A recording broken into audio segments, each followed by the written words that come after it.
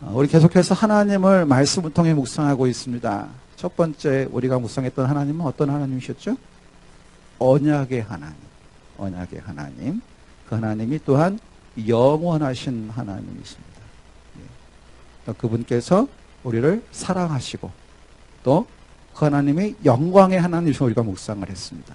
지난주에 우리가 사랑의 하나님을 묵상했고 오늘은 긍휼의 하나님을 말씀을 통해 묵상합니다. 긍휼의 하나님이 우리의 소망이십니다. 우리는 말씀을 통해 하나님을 알아갈수록 우리 안에 하나님의 형상, 그리스도의 형상이 회복되는 것을 경험해 가게 됩니다.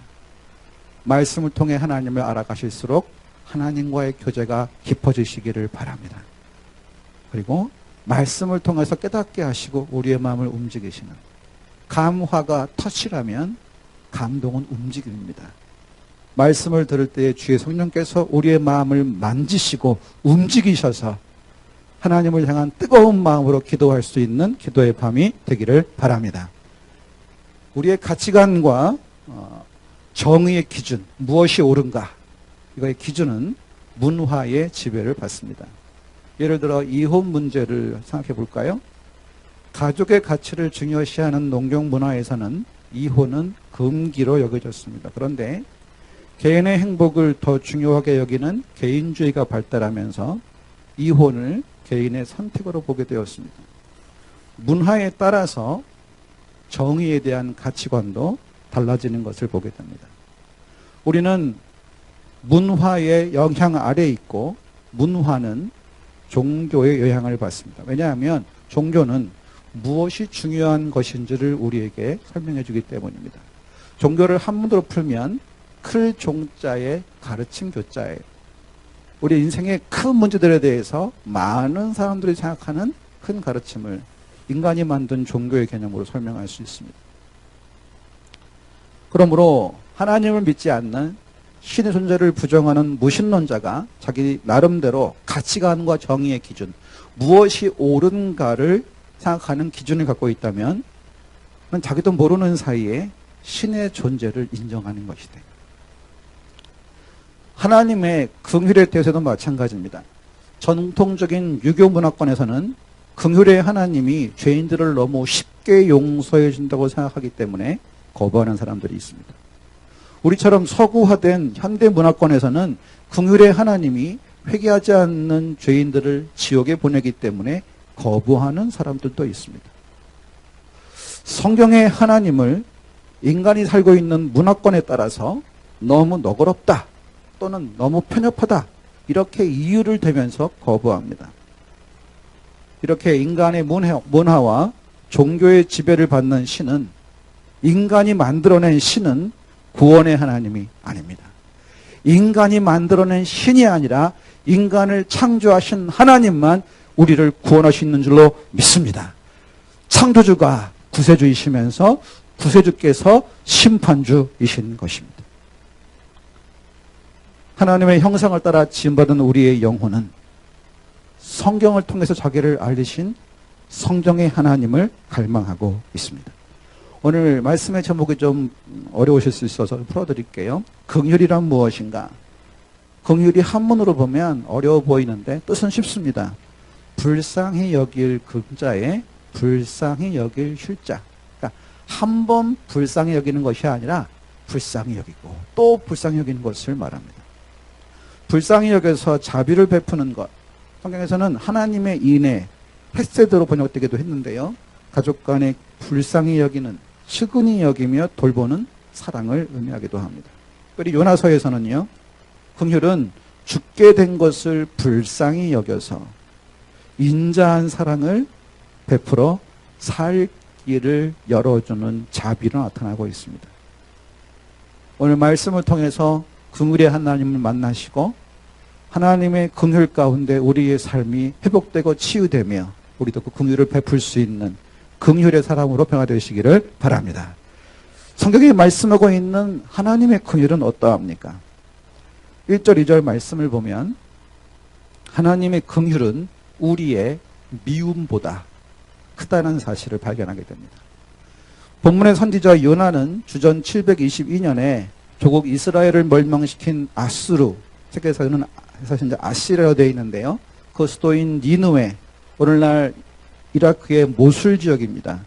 거기에 가서 하나님의 말씀을 전하라는 사명을 받았습니다. 아수르의 수도 니느웨 사람들이 죄를 회개하지 않으면 하나님께서 멸망시키신다는 경고를 하라는 사명이었습니다. 그런데 요나는 이 임무를 거부하고 다시스로 도망가다가 큰 물고기에 바위되었다가 그 뱃속에서 회개하고 나왔습니다. 그 내용이 요나서 1장, 2장 내용입니다. 그리고 나서 요나는 마지못해서 니느웨에 가서 40일 이내에 회개하지 않으면 망한다는 하나님의 말씀을 전합니다. 그랬더니 니느웨 사람들이 금식하고 베옷을 입고 회개합니다. 하나님께서 보시고 말씀하신 재앙을 내리지 않으셨습니다. 요나는 그렇게 되기를 원하지 않았습니다. 여기까지가 요나서 3장 말씀인데요. 그리고 오늘 본문이 나오는 거예요. 우리 1절을 같이 읽어보겠습니다. 시작. 요나가 매우 싫어하고 성내며. 지금 요나가 아주 많이 화가 나 있어요. 화가 나서 막 성질을 부리고 있습니다. 분노를 발하고 있습니다. 왜 이렇게 화가 났죠? 우리 2절 말씀 읽어보겠습니다. 시작. 여호와여, 내가 고국에 있을 때에 이러하겠다고 말씀하지 아니하였나이까. 그러므로 내가 빨리 다시스로 도망하였사오니 주께서는 은혜로우시며 자비로우시며 노하기를 더디하시며 이내가 크시사 뜻을 돌이켜 재앙을 내리지 아니하시는 하나님이신 줄을 내가 알았음이니이다. 아멘. 왜 화가 났어요? 하나님, 결국 이렇게 될 거라고 말씀드리지 않았습니까? 제가 이렇게 될까봐 다시스로 도망간 것입니다. 주님의 긍휼은 저의 미움보다 크셔서 이렇게 되고 말았네요. 화가 난 겁니다. 우리나라 역사에 비추어 보면 한일 관계와 비슷합니다. 그럼 질문해 볼까요? 여러분, 일본 사람들이 예수 믿고 회개해서 멸망당하지 않기를 바라십니까? 아니면 끝까지 회개하지 않고 점점점 어느 쪽을 원하십니까? 예, 머리로는 그걸 알아요. 그런데 가슴으로 용납이 됩니까? 특별히 연세가 높으신 분들, 일제의 만행을 기억하시는 분들은 머리로는 답은 알지만 가슴으로는 잘 이게 이해가 안 되는 거예요. 요나의 심정이 많이 이해가 되실 것입니다. 요나의 심정은 이스라엘에게 온갖 만행을 저지른 악수르와 그의 수도인 니느웨는 회개할 기회도 얻지 못하고 멸망당해야 한다는 것입니다. 그것이 그 당시 유대인들의 정서였을 것입니다. 하나님은 원하셨지만 요나가 원하지 않던 일이 일어나고 만 것입니다. 여기서 우리는 하나님의 긍휼이 요나의 미움보다 더 크다는 사실을 발견합니다. 하나님의 긍휼이 우리의 미움보다 더 크십니다. 사랑하는 성도 여러분, 왜 우리를 괴롭히는 사람들이 잘 살고 있을까요? 하나님의 긍휼이 우리의 미움보다 더 크기 때문입니다. 왜 우리가 살아있는지 아십니까? 우리를 향한 사람들의 미움보다 우리를 향한 하나님의 긍휼이 더 크시기 때문입니다. 눈물의 선지자 예레미야가 3장 22절에서 이렇게 기도하며 고백합니다. 읽어보겠습니다. 시작. 여호와의 인자와 긍휼이 무궁하심으로 우리가 진멸되지 아니함이니이다. 이것들이 아침마다 새로우니 주의 성실하심이 크시도소이다. 아멘. 예레미야가 자기를 포함해서 우리가 완전히 멸망당하지 않는 이유가 무엇이냐? 우리를 향한 여호와의 인자하심과 긍휼하심이 무궁 다함이 없으시기 때문에 우리가 지금도 남아있다고, 그루터기가 남아있다고 고백하고 있습니다.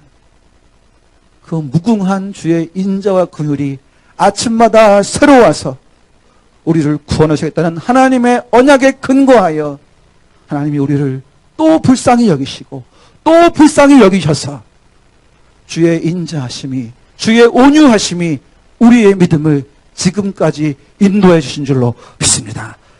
주의 온유하심이 우리의 믿음을 크게 하시는 거예요. 우리 모두는 하나님의 긍휼 때문에 살아가고 회개할 기회를 얻은 것입니다. 우리는 하나님의 긍휼로 살아갑니다. 하나님의 긍휼 때문에 우리가 지금 살아있고 믿음이 자라고 그리스도의 형상을 본받아 하나님의 성품을 닮아가는 성화의 열매를 맺어가고 있는 것입니다. 긍휼의 하나님이 우리 하나님이십니다. 두 번째로 3절부터 9절까지 말씀을 보면 하나님의 긍휼은 우리의 분노보다 더 크다는 사실을 알게 됩니다. 하나님께서 원하시는 대로 니느웨가 회개하고 재앙을 면하게 되었을 때 요나의 분노가 극에 달합니다. 자, 3절 읽어보겠습니다. 시작. 여호와여 원하건대 이제 내 생명을 거두어 가소서. 사는 것보다 죽는 것이 내게 나음이니이다 하니 아멘. 니느웨가 잘 되는 꼴을 보느니 차라리 자기 목숨을 거두어 가시라고, 차라리 죽는 게 낫겠다고 요나가 하나님 앞에 항변하고 있습니다. 하나님께서 4절에 요나에게 물어보십니다. 4절 읽어보겠습니다. 시작. 여호와께서 이르시되 네가 성내는 것이 옳으냐 하시니라. 아멘. 지금 요나가 감히 하나님께 성내고 있어요. 기가 막힙니다.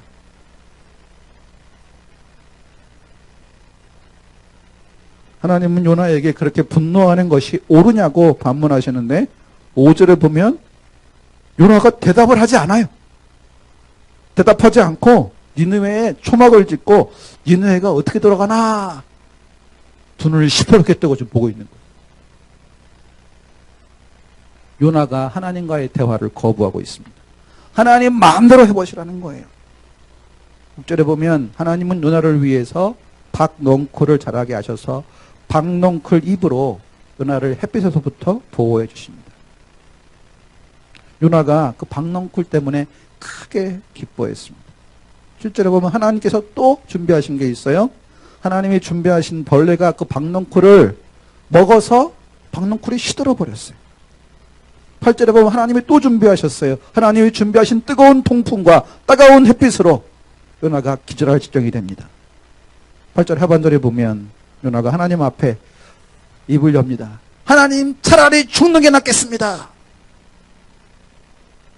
9절에 보면 하나님이 요나에게 질문하십니다.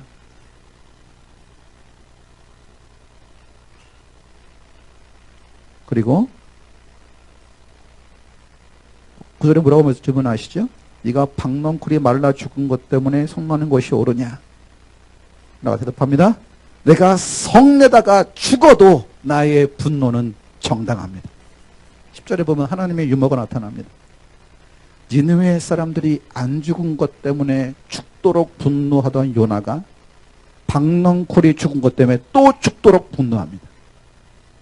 이래도 분노, 저래도 분노, 이래도 죽다가. 예. 여러분, 요나랑 우리랑 비슷해요? 안 비슷해요? 비슷해요? 예.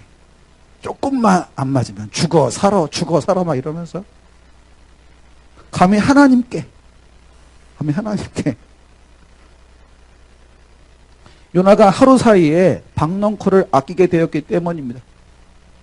요나가 여기서 자기 모순에 빠져요. 요나는 자기에게 해로운 니느웨 사람들이 멀쩡히 살아있고 자기에게 유익한 박넝쿨은 갑자기 벌레 먹어 시들어 죽었기 때문에 죽도록 화를 내고 있습니다. 선지자 요나도 달면 삼키고 쓰면 뱉는 보통 사람의 성정을 가진 선지자였던 것입니다. 우리의 모습을 보여줍니다. 미국 뉴욕의 지하철에 한 아버지와 두 아이가 타고 있었습니다. 두 아이는 마치 미친 것처럼 지하철 안에서 왔다 갔다 하면서 막 소리를 지르고 있는 거예요. 주변 사람들이 매 눈으로 그 아버지를 쏘아봅니다. 아버지에게 항의합니다. 그때 아버지가 이렇게 말합니다. 죄송합니다. 저도 아이들을 진정시키고 싶은데 잘 안 되네요. 저 아이들은 2시간 전에 엄마가 암으로 임종하는 것을 보고 왔습니다. 그 아버지의 긍휼은 승객들의 분노보다 더 컸기 때문입니다. 우리가 자기 의와 자기 연민에 빠지면 우리는 내게 손해를 주는가 이익을 주는가에 따라서 죽도록 분노합니다. 화내다가 죽어도 좋다고 정당하다고 주장하는 요나의 모습, 혹시 우리의 모습은 아닙니까? 하나님의 긍휼은 우리의 분노보다 크십니다. 에스겔 18장 23절 말씀을 읽어보겠습니다. 읽어봅시다. 시작. 주 여호와의 말씀이니라. 내가 어찌 악인이 죽는 것을 조금인들 기뻐하랴. 그가 돌이켜 그 길에서 떠나 사는 것을 어찌 기뻐하지 아니하겠느냐. 아멘. 여러분, 우리는 악인이 죽는 것을 보면 기뻐요, 슬퍼요? 그래요? 근데 하나님은 악인이 죽는 것을 기뻐하지 않으신다는 거예요.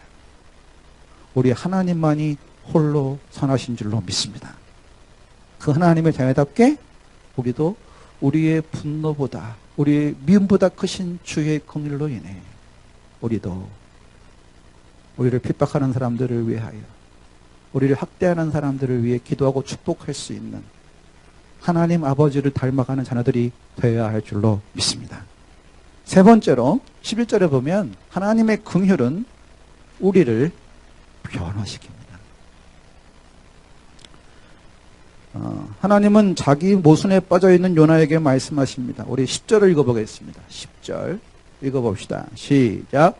여호와께서 이르시되 내가 수고도 아니하였고 재배도 아니하였고 하룻밤에 났다가 하룻밤에 말라버린 이 박넝쿨을 아꼈거든.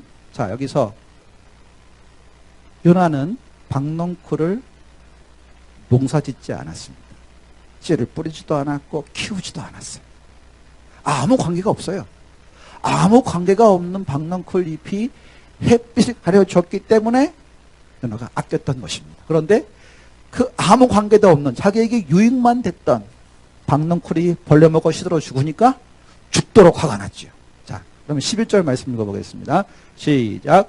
하물며 이 큰 성읍 니느웨에는 좌우를 분별하지 못하는 자가 12만여 명이요 가축도 많이 있나니 내가 어찌 아끼지 아니하겠느냐 하시니라. 아멘. 하나님이 그들을 지으셨어요. 요나는 박넝쿨을 짓지 않았습니다. 하나님은 그들을 지으셨어요. 그들이 멸망당하기 전에 회개할 수 있는 마지막 기회라도 주시고 싶었던 것이 바로 하나님의 긍휼이었어요. 그들은 어떤 사람들입니까? 좌우를 분별하지 못해요. 좌우도 분별하지 못하고 선악도 분별하지 못하고 자기들의 행동이 죄인 줄도 모르고 죄를 회개하지 않으면 멸망당한 사실도 모르면서 멸망이 임박한 거예요. 하나님이 그들에게 마지막 기회를 주셨던 것입니다. 하나님이 그들을 지으셨기 때문에 악인이라도 회개하고 돌아오기를 원하시는 선하신 아버지 하나님이 우리의 아버지신 줄로 믿습니다. 하나님의 긍휼은 우리를 변화시킵니다. 하나님은 창조주이시기 때문에 죽게 되는 사람들을 불쌍하게 여기셨습니다. 요나서가 이렇게 끝나버려요. 요나는 자기 모순에 빠진 부끄러운 고백을 요나서에 기록해 놓았습니다. 요나는 모르고 있었지만 요나 자신도 하나님의 긍휼을 받고 있었던 거예요. 하나님의 긍휼에 분노했던 요나 자신도 자기도 모르는 사이에 하나님의 긍휼을 받고 있었던 것입니다. 그리고 변화되어서 그렇게 자기 중심이었던 미움과 분노가 하늘을 찌르던 견디다 못해 죽겠다던 요나가 하나님의 긍휼로 변화되어 자기의 부끄러운 참회록을, 고백록을 말씀으로 우리에게 성령의 감동을 따라서 남겨주신 줄로 믿습니다. 여러분, 요나의 이름이 뭔지 아십니까? 뜻이? 요나의 이름은 이미지와 안 맞게 비둘기예요. 비둘기. 아마도 회복, 평화, 소망을 상징하는 하나님의 메시지를 전할 선지자의 사명을 감당하라고 주신 이름일 것입니다. 그런데 요나 안에 있는 뿌리 깊은 미움, 타오르는 분노, 결국 자기 중심적인 가치관과 정의감에서 나온 것이지요. 우리는 어떻습니까? 우리도 요나처럼 자기 중심의 정의감에 사로잡혀서 죽도록 죽어 살아 하며 살고 있지는 않습니까? 그랬던 요나가 하나님의 긍휼 앞에 항복하고 자신도 하나님의 긍휼을 받고 있음을 깨닫고 우리에게 하나님의 긍휼을 말씀을 통해서 전해주고 있습니다. 하나님의 긍휼이 분노의 선지자인 요나도 변화시켜 주셨습니다. 그 하나님이 우리도 변화시켜 주실 줄로 믿습니다. 예수님 주변에는요, 이렇게 분노하는 비둘기 같은 분들이 여러 분 있었어요. 누가복음 9장 53절에서 55절까지 같이 한번 읽어보겠습니다. 시작. 예수께서 예루살렘을 향하여 가시기 때문에 그들이 받아들이지 아니하는지라.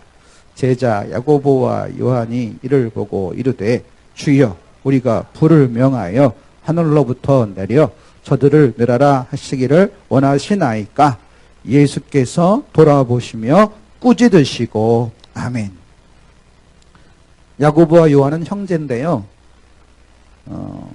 마가복음 3장 17절에 보면 예수님께서 그들에게 별명을 붙여주세요. 우레의 아들. 우리말로 하면 천둥의 아들. 주석가들은 야고보와 요한의 성품을 보여주는 별명을 예수님이 지으신 것으로 보고 있습니다. 왜 하필 우레의 아들이죠? 뻑 하는 거예요, 그냥. 한번 폭발하면 그냥 큰 소리가 뻥 터지니까, 아이고, 너희들 보니까 천둥의 아들 같다. 대단한 기질을 가진 분노하는 비둘기 같은 모습을 보여줍니다. 그랬던 그들이 예수님 곁에서 예수님의 가르치심을 받고 고치시며 선포하시는 천국 복음을 듣습니다. 예수님과 함께 기도하다가 담도 자버리고 예수님이 잡히시던 밤에 도망가기도 합니다. 그렇게 실패한 그들에게 예수님이 찾아오셔서 그들을 회복시키시고 사명을 맡겨주셨습니다. 불쌍히 여기시고 또 불쌍히 여기시고 꺾이고 꺾인 그들의 믿음 다시 세워주시고 또 세워주시고 예수님의 사랑, 하나님의 긍휼을 경험한 그들도 변화되어서 그 천둥의 아들, 우레의 아들 같던 사도 요한이 어떻게 했나 보겠습니다. 요한 1서 4장 8절 말씀, 7절 8절 읽어보겠습니다. 7절 읽어봅시다. 시작. 사랑하는 자들아 우리가 서로 사랑하자. 사랑은 하나님께 속한 것이니 사랑하는 자마다 하나님으로부터 나서 하나님을 알고 사랑하지 아니하는 자는 하나님을 알지 못하나니. 8절 넘겨주세요. 시작. 사랑하지 아니하는 자는 하나님을 알지 못하나니 이는 하나님은 사랑이심이라. 아멘. 또 요한은 눈에 보이는 하나님이신 예수 그리스도를 통해서 눈에 보이지 않는 하나님 아버지께서 사랑이심을 알게 되었던 것입니다. 저와 여러분은 하나님을 어떻게 알고 있습니까?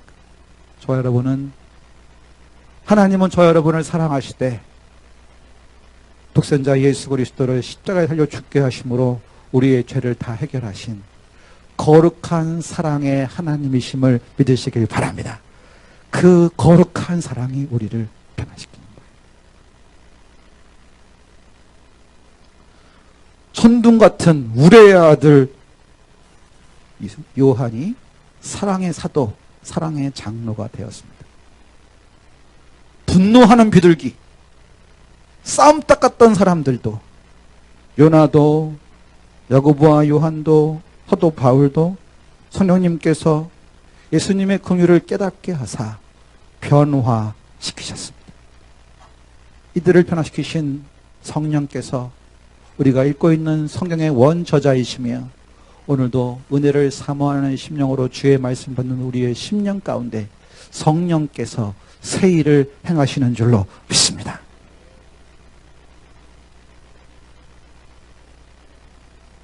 우리 안에서 친히 말할 수 없는 탄식으로 우리를 위해 간구하시는 성령을 의지하시기를 바랍니다.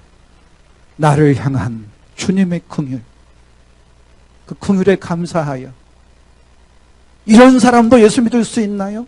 이런 사람도 전도해야 되나요? 이 사람은 아닌 것 같은데요? 우리 마음대로 잣대를 가지고 되고 안 되고 전도해 보시면 아시겠지만 내가 보기에 잘 믿을 것 같은 사람은 잘 안 믿고 잘 안 믿을 것 같은데 그 사람도 믿는 경우가 많아요. 하나님은 사람을 외모로 취하지 않으시고 중심을 보시는 줄로 믿습니다. 그러면 우리는 고를 필요가 없어요. 전도의 원리가 있습니다. 한번 따라합시다. 닥치는 대로, 만나지는 대로 전하시기 바랍니다. 나머지는 하나님 결정하세요. 고르지 마세요. 마세요. 우리를 향한 주님의 긍휼. 이런 사람도 예수 믿을 수 있을까요? 우리는 전해야 합니다. 전해야 합니다. 하나님 자리에서 내려오셔서 나 같은 죄인을 구원하신 하나님의 은혜에 감사하여 사람을 외모로 보지 마시고 닥치는 대로 만나지는 대로 기회가 있든지 없든지 우리의 마음을 방망이질하시는 성령의 감동하심을 따라 전하시기를 바랍니다. 받든지 아니 받든지 우리는 전해야 될 줄로 믿습니다. 우리가 죽게 된 것을 불쌍히 여기셔서 구원하신 주님의 긍휼로 복음을 듣지 못하면 지옥의 둘째 사망 가운데 들어갈 죄인들을 주님의 긍휼 따라 불쌍히 여기시기를 바랍니다. 교회는 다니는데 신앙생활에 기쁨이 없고 말씀에 마음이 반응하지 않을 때가 있습니다. 사도 요한은 그가 복음을 전한 요한 공동체 교회의 지체들에게 서신서를 통해서 그 상황을 진단하고 처방합니다. 자, 우리 요한 1서 2장 9절 말씀을 같이 읽어보겠습니다. 읽어보겠습니다. 시작. 빛 가운데 있다 하면서 그 형제를 미워하는 자는 지금까지 어둠에 있는 자요. 아멘. 교회를 다녀요. 빛 가운데 있는 것 같은데 왠지 모를 어둠이 있다. 그 원인이 뭐라고요? 그 마음속에 형제에 대한 미움이 있는 사람은 영적으로 여전히 어둠 가운데 있다는 것입니다.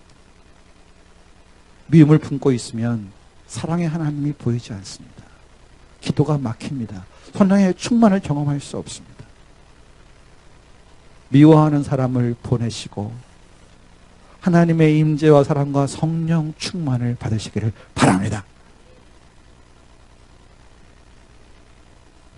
우리의 미움보다 분노보다 크신 긍휼의 하나님 앞에서 미움을 회개하시고 주님의 영광스러운 빛 가운데로 나오시기를 바랍니다.